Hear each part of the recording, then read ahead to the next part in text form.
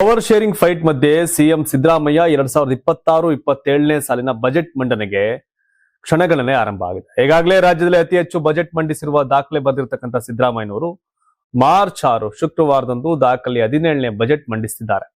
ಈ ಮೂಲಕ ರಾಜ್ಯದ ಇತಿಹಾಸದಲ್ಲಿ ಅತಿ ಹೆಚ್ಚು ಬಜೆಟ್ ಮಂಡಿಸಿದ ಕೀರ್ತಿಗೆ ಸಿದ್ದರಾಮಯ್ಯ ಪಾತ್ರರಾಗಿದ್ದಾರೆ. ಹಣಕಾಸು ಸಚಿವರಾಗಿ ಒಟ್ಟು 7 ಬಜೆಟ್ ಮಂಡನೆ ಮಾಡಿದ್ದು, ಸಿಎಂ ಆಗಿ ಈವರೆಗೆ 9 ಬಜೆಟ್ ಮಂಡನೆ ಮಾಡಿದ್ದಾರೆ. 2023-24ರಲ್ಲಿ ಬಜೆಟ್ ಮಂಡನೆ ಮಾಡುವ ಮೂಲಕ ಸಿಎಂ ಸಿದ್ದರಾಮಯ್ಯ ಅವರು ರಾಮಕೃಷ್ಣ ಹೆಗಡೆ ಅವರ ಅತಿ ಹೆಚ್ಚು ಬಜೆಟ್ ಮಂಡನೆ ದಾಖಲೆಯನ್ನ ಮುರಿದಿದ್ರು. ಇನ್ನು ಬಜೆಟ್ ಮಂಡನೆಗೂ ಮುನ್ನ ಮುಖ್ಯಮಂತ್ರಿ ಸಿದ್ದರಾಮಯ್ಯ ವಿವಿಧ ಇಲಾಖೆಗಳೊಂದಿಗೆ ಸಭೆ ನಡೆಸಿ ಆಯವ್ಯಯದ ಅಂತಿಮ ರೂಪುರೇಷೆಗಳನ್ನ ಸಿದ್ಧಪಡಿಸಿದ್ದಾರೆ. ಈ ಬಾರಿ ಬಜೆಟ್ನಲ್ಲಿ ಪಂಚ ಗ್ಯಾರಂಟಿ ಯೋಜನೆಗಳಿಗೆ ಆದ್ಯತೆ ನೀಡುವುದರ ಜೊತೆಗೆ ರಾಜ್ಯದ ಆರ್ಥಿಕ ಹೊರೆ ಕಡಿಮೆ ಮಾಡುವ ನಿಟ್ಟಿನಲ್ಲಿ ಕೆಲವು ಯೋಜನೆಗಳಲ್ಲಿ ಬದಲಾವಣೆಗಳು ಆಗಬಹುದೇ ಎಂಬ ಕುತೂಹಲ ಮೂಡಿದೆ. ಮೂಲಸೌಕರ್ಯ ಅಭಿವೃದ್ಧಿ, ಶಿಕ್ಷಣ, ಕೃಷಿ, ಆರೋಗ್ಯ ಮತ್ತು ಸಾಮಾಜಿಕ ಕಲ್ಯಾಣ ಕ್ಷೇತ್ರಗಳಿಗೆ ಹೆಚ್ಚಿನ ಅನುದಾನ ನೀಡುವ ಸಾಧ್ಯತೆ ಇದೆ. ಕರ್ನಾಟಕ ಬಜೆಟ್ ಅಧಿವೇಶನವು ಮಾರ್ಚ್ 6ರಿಂದ ಮಾರ್ಚ್ 27ರವರೆಗೆ ನಡೆಯಲಿದ್ದು, ಒಟ್ಟು 14 ದಿನಗಳ ಕಾಲ ವಿಧಾನಸಭೆ ಮತ್ತು ವಿಧಾನ ಪರಿಷತ್ನಲ್ಲಿ ಚರ್ಚೆಗಳು ನಡೆಯಲಿವೆ. ಸಿಎಂ ಸಿದ್ದರಾಮಯ್ಯ ಅವರನ್ನ ಪ್ರಶಂಸೆ ಮಾಡಬೇಕು. 17 ಬಾರಿ ಬಜೆಟ್ ಮಂಡಿಸುವ ಅವಕಾಶ ಸಿಕ್ಕಿರುವುದು ಅವರೊಬ್ಬರಿಗೆ ಮಾತ್ರ. ಅವರಿಗೆ ಬಜೆಟ್ನ ಜಾದುಗಾರ ಎಂಬ ಬಿರುದನ್ನ ಕೊಡಬಹುದು. ಸಾಲ ಮಾಡೋದೇ ಜಾದುಗಾರನ ಕೆಲಸವಾಗಿದೆ, ಹೀಗಂತ ಬಿಜೆಪಿ ಎಂಎಲ್ಸಿ ಛಲವಾದಿ ನಾರಾಯಣಸ್ವಾಮಿ ಕುಟುಕಿದ್ದಾರೆ. ಸಾಲ ಅನಿವಾರ್ಯ ಅನ್ನೋ ಮಾತನ್ನ ಅವರೇ ಒಪ್ಕೊಂಡಿದ್ದಾರೆ. ಸಾಲವಿಲ್ಲದೆ ಸರ್ಕಾರ ಒಂದ್ ಹೆಜ್ಜೆಯೂ ಮುಂದೆ ಹೋಗಿಲ್ಲ. ನೀರಾವರಿಗೆ ಏನ್ ಕೊಡುಗೆ ಕೊಟ್ಟಿದ್ದೀರಿ? ಎತ್ತಿನ ಹೊಳೆ ಇನ್ನೂ ಪೂರ್ಣಗೊಂಡಿಲ್ಲ. ಬೆಂಗಳೂರು ನೀರು ಪೂರೈಕೆಗೆ ಏನ್ ಮಾಡಿಲ್ಲ. ರೈತರ ಪರಿಸ್ಥಿತಿನ ಅರ್ಥ ಮಾಡ್ಕೊಂಡಿಲ್ಲ. ದಲಿತ ಸಮುದಾಯಗಳು ಬೀದಿಗೆ ಬಿದ್ದಿವೆ. ಈಗ ಒಳ ಮೀಸಲಾತಿಗೆ ಹೋರಾಡ್ತಿವೆ. ಇದನ್ನ ಪರಿಹಾರ ಮಾಡೋದಕ್ಕೆ ಆಗ್ತಿಲ್ಲ. ಕೋರ್ಟ್ಗೆ ವಿಷಯ ಮಾಡಿಲ್ಲ. ಜನರು ಹಾಗೂ ನ್ಯಾಯಾಲಯದ ಕೈಗೆ ಸಿಕ್ಕಿ ಬಿದ್ದಿದ್ದೀರಿ. ಜನರ ಸಮಸ್ಯೆಗಳನ್ನ ಪರಿಹಾರ ಮಾಡುವ ಬದಲು ಇನ್ನಷ್ಟು ಉಲ್ಬಣ ಮಾಡಿ ಅವರ ತಲೆಗೆ ಕಟ್ಟಿ ಅವರ ನೆಮ್ಮದಿ ಕೆಡಿಸಿದ್ರಿಂದ ಜನರು ನಿಮ್ ಬಗ್ಗೆ ಯೋಚಿಸ್ತಿಲ್ಲ. ಹೀಗಾಗಿ ನೀವು ನೆಮ್ಮದಿಯಾಗಿದ್ದೀರಿ, ನಾನು ಕೂಡ ನಿಮ್ ಬಿಡೆ ಅಂತ ಎಷ್ಟು ದಿನ ನಡೆಸ್ತೀರಾ? ಅಭಿವೃದ್ಧಿ ಶೂನ್ಯವಾಗಿದೆ ಅಂತ ಹೊತ್ತಲ್ಲಿ ಯಾವ ರೀತಿಯ ಬಜೆಟ್ ಕೊಡ್ತೀರಾ ಅಂತ ಛಲವಾದಿ ನಾರಾಯಣಸ್ವಾಮಿ ಸಿಎಂಗೆ ಪ್ರಶ್ನೆ ಮಾಡಿದ್ದಾರೆ. ಆಗ ನೋಡಿದ್ರೆ ಈ ಕೀರ್ತಿ ಇಂಡಿವಿಜುವಲ್ ಸಿದ್ದರಾಮಯ್ಯಗೆ ಸಲ್ಲುತ್ತೆ, ಅತಿ ಹೆಚ್ಚು ದೀರ್ಘಕಾಲದ ಬಜೆಟ್. ಆದ್ರೆ ಅದು ಎಷ್ಟು ಉಪಯೋಗ ಆಗಿದೆ, ಜನಕ್ಕೆ ಎಷ್ಟು ತಲುಪಿದೆ ಅಂತ. ಈಗ ದೇವರಾಜ್ ಅರಸು ಅವ್ರನ್ನ ಸಿಎಂ ಆಗಿ ಅವರ ದಾಖಲೆನ ಮುರಿದಿದೆ. ಬಟ್ ದೇವರಾಜ್ ಅರಸು ಆಗಕ್ಕಾಗಲ್ಲ ಸಿದ್ದರಾಮಯ್ಯನವರು. ದೇವರಾಜ್ ಅರಸು ಪುಣ್ಯಾತ್ಮ. 2013-18 ಸಿದ್ದರಾಮಯ್ಯನವರ ಅವಧಿ ಬೇರೆ, 23ರಿಂದ ಈಗಿರೋ ಅವಧಿನೇ ಬೇರೆ. ಆದ್ರೆ ದೇವರಾಜ್ ಅರಸು ಯಾವತ್ತೂ ಕೂಡ ಯಾವ ವಿಷಯದಲ್ಲೂ ಕೂಡ ಹೆಸರನ್ನು ಕೆಡ್ಸ್ಕೊಳ್ಳಿಲ್ಲ.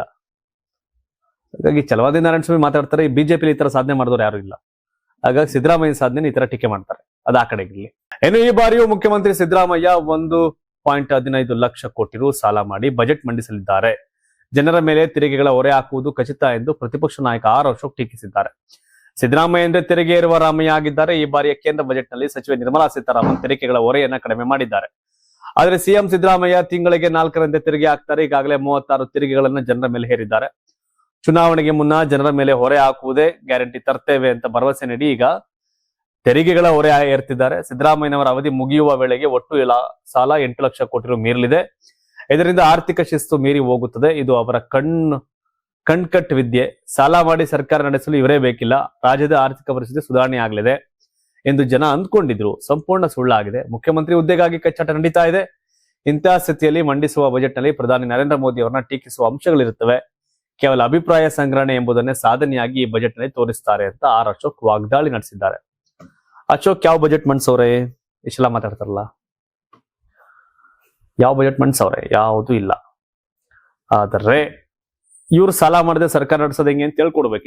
ಹಿಂಗೆ ಮಾಡಿ ಅಂತ ಒಂದು ಪತ್ರಿಕಾ ಪ್ರಕಟಣೆ ಹೊರಡಿಸಿ ಸಿದ್ದರಾಮಯ್ಯನವರ ಗಮನಕ್ಕೆ ಸಾಲ ಮಾಡದೆ ಸರ್ಕಾರ ನಡೆಸುವುದು ಹೇಗೆ ಅಂತ ಹಿಂಗಾಕಿ ಹಿಂಗೆ ಮಾಡಿದ್ರೆ ಸಾಲ ಮಾಡದೆ ನಡೆಸಬಹುದು ಅಂತ ಇಂತಿ ಆರ್ ಅಶೋಕ್ ವಿಪಕ್ಷ ನಾಯಕ ಅಂತ ಹಾಕೊಂಡು ಒಂದು ಅಡ್ವರ್ಟೈಸ್ ಬಿಡಿ ಎಲ್ಲ ಪೇಪರ್ಲವೇ ಅಲ್ವಾ?